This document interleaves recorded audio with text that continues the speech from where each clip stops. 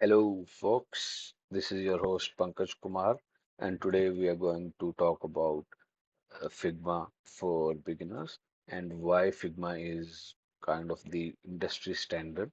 And as you can see, I've opened up the Figma's web web page where they explain why they are the best in the design industry. So I will talk about Figma's why Figma and then alternative to Figma as well. And then I will quickly touch up on the interface for the Figma and give you a very short intro to interface and kind of a short tutorial on using Figma's tool. Dive. I will start to unwrapping the Figma's interface with you, right? And let's just first talk about Figma. So why Figma is kind of the industry standard for design, right? So I was a user of earlier a user of Adobe XD, but now I have to move to Figma just because the collaboration feature on Figma is just awesome. You can collaborate with designers, your stakeholders on the go, and show them what you are working on, and you can brainstorm with the stakeholders and even other designers and quickly design, but that functionality was not there in Adobe XD. So first you have to design or you have to share your screens with other people. So it was a kind of a messy uh, task to collaborate with others. And if you let's go through their Figma's landing page and see how they kind of present their product to people, right? So if you look into their headlines, so it completely it says how you design, align, and build matters. Do it together with Figma. So you see, they added their own the co-create or co-editing feature in their headline as well. So as you can see, they are kind of a showcasing this in a video as well. One is developer, one is designer, and then there is copywriter, product manager. As they all are kind of working together on single file. So that's what makes Figma a bit unique than others, right? But I will talk about other design tools as well. So they are not very, uh, different than Figma. They are kind of a similar to, if you start learning about Figma, you will be able to pick up these tools quickly as well. But Figma is kind of the monopoly in design, creating UI designs. So yeah. So let's go through their web page. So you see that their first thing they talk about is co-create in one space. So work together in real time, right? So that's the first thing I also told you guys about it, and make designs feel like real, right? So the prototyping features on Figma are up to the mark. Like they have a lot of features, click, drag, hover, mouse enter, mouse leave. Then there are a lot of prototyping features. Then there is smart animate, instant animation. So there is a lot of things to learn within Figma, right?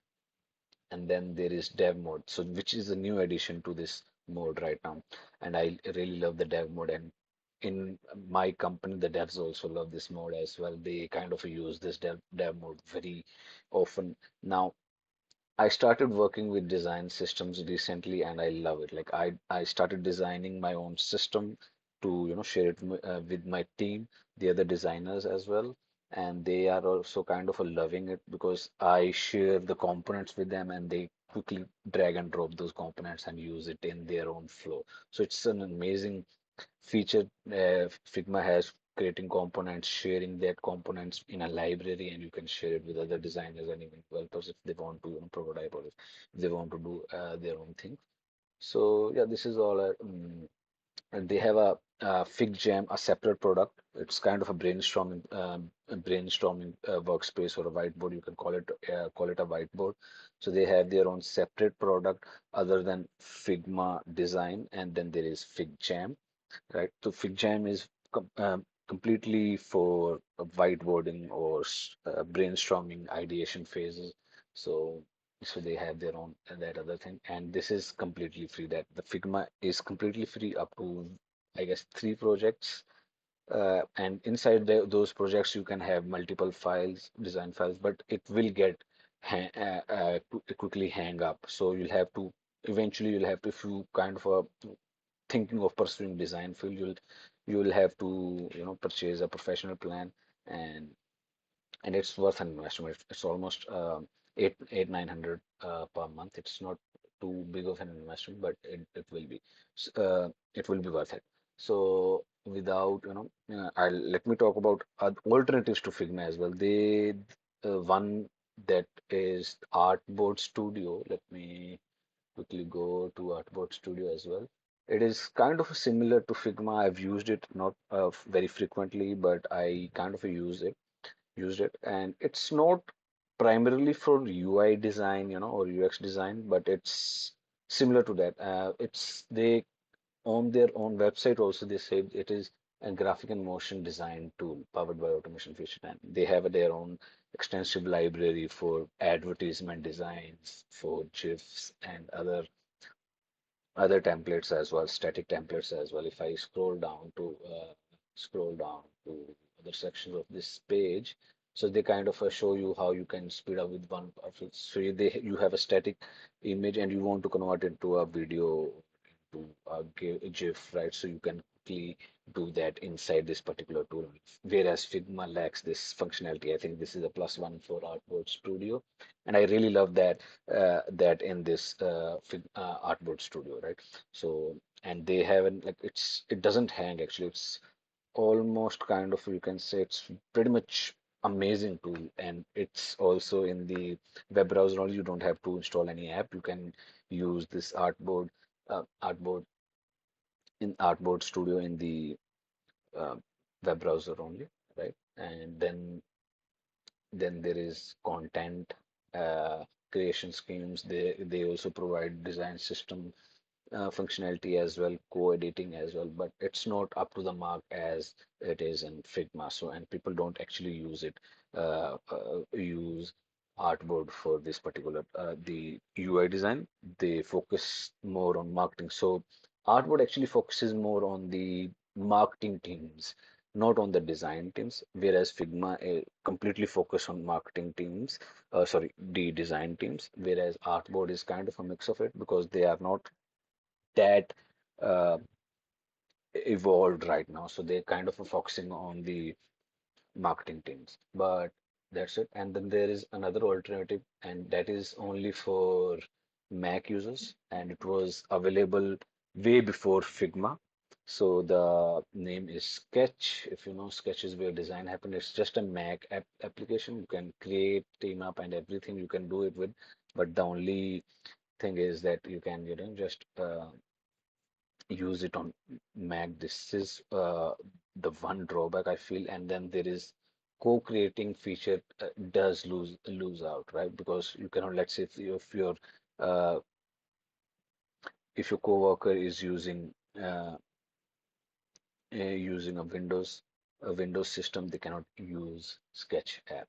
So that was all about their alternatives. I just told you about alternatives, and it has some similar interface and similar functionality. It's just that uh, in Figma we call components. When we want to use one thing for multiple times, so we want to use it for multiple locations. So we call those things as components. But here in Sketch they call it the symbols, right? So that's the only big difference I can see. But let's close Artboard and Sketch and only focus on Figma. So now let's talk.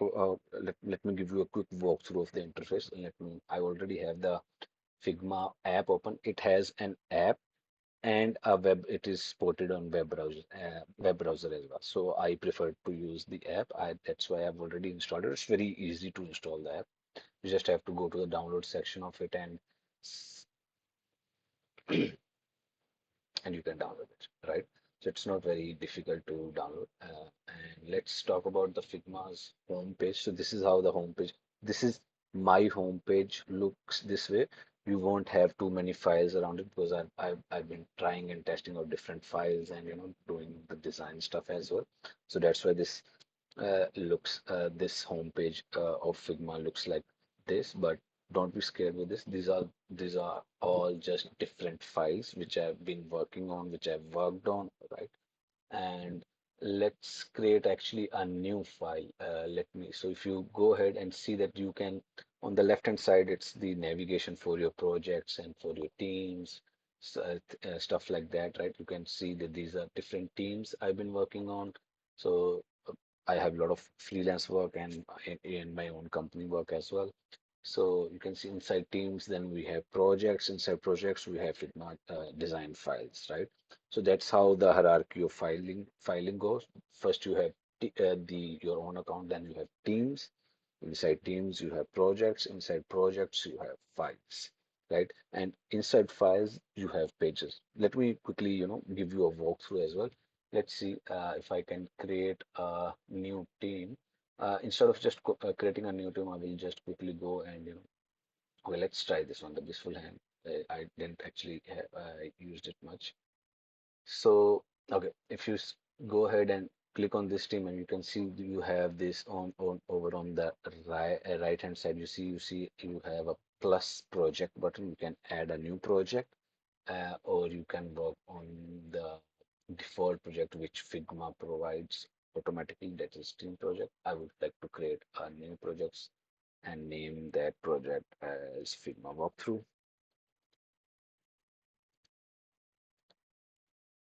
Okay, I created a project. Now let's quickly go actually Figma automatically put me inside that project, and this project does not have any files that we can change, we can add.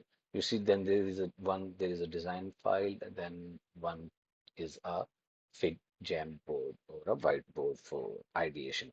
So basically, how the design workflow goes is that you first kind of brainstorm your ideas, show it to the leadership team, and if they have any reviews, any changes to be made, they kind of make you do that, and then you start working on the designs.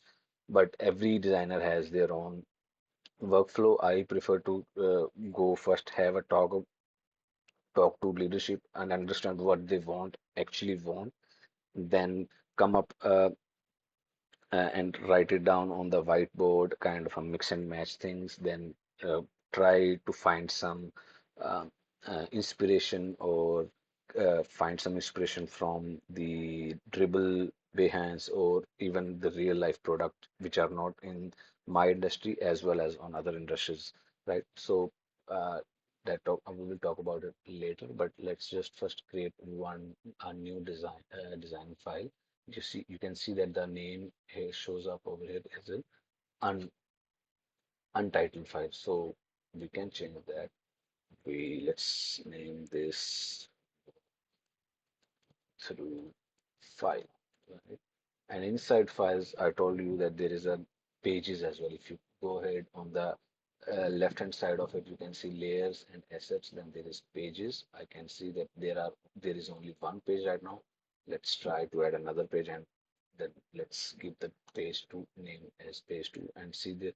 Let me add. Okay, so you definitely need to see in all the hierarchy of it. So how this works is, first you have teams, then you have projects. Inside projects, you have files. Inside files, you have pages. Inside pages, you have different frames. And frame is a very simple form, or you can say a screen, which illustrates something, which kind of a, let's say, a sign up screen. How does the Google sign up screen works? How does this Google sign in screen is like? It's a very simple screen. It shows us. Let me quickly go through that sign in screen for Google. Let's just quickly go to it. You can see that this is okay. You see, this is the web page. This is also a one screen. And now let's talk about, this will be a second screen, which means frame. So this is the very basic screen, right? Sign in screen. And let me take a screenshot of this screen, and maybe we can try to recreate this screen. Okay, I'm taking a screenshot of it. And this is a tool I am using, which is called, what is it called actually? I think this is called shorter. Yeah, you can use that. And now, okay, I by mistake created a frame, which is basic essentially is a screen which you will use. Not a screen, but it's a basic form of element inside Figma files, right? So this is the screenshot which I've taken, and I'm kind of keeping it over here.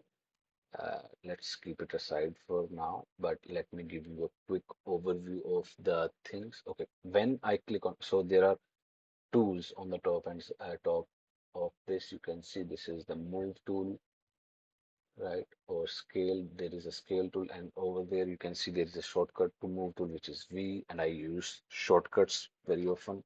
Then this is frame, section or slice. We don't really use section or slice more. We just mostly use frame. Then there are shapes. This is rectangle, line, arrow, ellipse, polygon, star, and we can place images or videos in Figma files. And then we can create our own vectors as well for icons. We can create a lot of illustrations with, and we have pen tool or a pencil tool. Then we have text tool, right? You can write with the text tool, and it's very easy, right?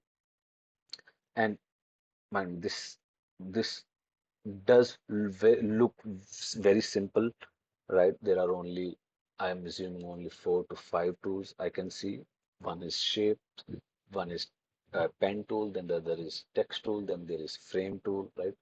Apart from that, we don't have any tools, but we will go inside that once. Let's say if I create a frame, I'm pressing F on the screen, and you can see that this frame, it gives us more of options, right? For if you want to create a screen for, let's say, iPhone, then you have the standard iPhone screen pixel written over here. You can, when you click on it, the frame which is equivalent to the size of iPhone will be created, right? And I'm going to delete that. And once again, I'm hitting F. And again, let's just close this drop down and go to desktop. I have different frame sizes for the desktop as well. I can go for presentation, which is aspect ratio of 16 by 9, 1920 by 1080, right? Full HD desk. Uh, uh, So yeah, you can create social media graphics, which is social media posts that we create. One is square, then there are other as well that when we create a story post, we have for story as well. I think yeah, this is for the story, 1080 by 1920. So for now, let's just create for desktop and go for desktop size. Here I have a frame, right? You can have a frame. I see a frame. Now, if you look into it, if I don't select anything, the right hand side doesn't show many options. When I select the frame, it shows me different options. So it has X and Y axis, right? So these are the coordinates of the frame, which is where this frame is right now. And then there is the width of the frame. This is the height of the frame. This is the angle of the frame. Let's try to, change the angle of it. I can change the angle as well, but I don't want to do that. Rotation, I don't want to change the rotation. Why it's not changing? Let's do 0 degree. This is the border radius, like on the sides of, you see that I can, let's say if I give it 100 pixel width, you see the sides are rounded now. Then there is stroke. I can give stroke. If this stroke comes up, I can change the size of the stroke as well. And same goes, these same properties will go with the rectangle and any other different tools we use, right? I can create a rectangle as well, and I can change its fill property, stroke property, and I can give it the shadows as well. These are effects, right? And there are a lot of different effects. We will talk about these, but these are the properties, with the particular uh, shape or tool we are using. Let's say if I'm using text tool, it will have different properties. I'll be able to change the font size. I'll be changing, but let's quickly, I'm hitting T on the keyboard and I'm writing down Figma walk through, right? You see these properties change. Fill stroke effects are almost the same for every tool I use, but these are specific to properties, right? Text. I can change this enter to, let's say I want to choose work sense. Yeah, change it to work sense. It's okay, it's still enter. Let's change it to work sense. Okay, I can change the size of this. As you can see, I've been able to change the size. I've been able to change the line height, line spacing, character spacing as well, right? There are many different options or properties I can change with this text, right? So I think this was the quick walkthrough of the Figma. It's very basic. In our upcoming video, what I'll do is I'll recreate this screenshot, very simple screenshot that I took from Google's sign-in screen and try to recreate in Figma and show you how we can use all these tools we have available in the Figma and create this simple screen. And from there on, we will begin to improve our design efficiency and we will try to create more complex screens. Thank you for watching. Stick with me and we will be coming up with the next episode soon. Bye. Bye, guys.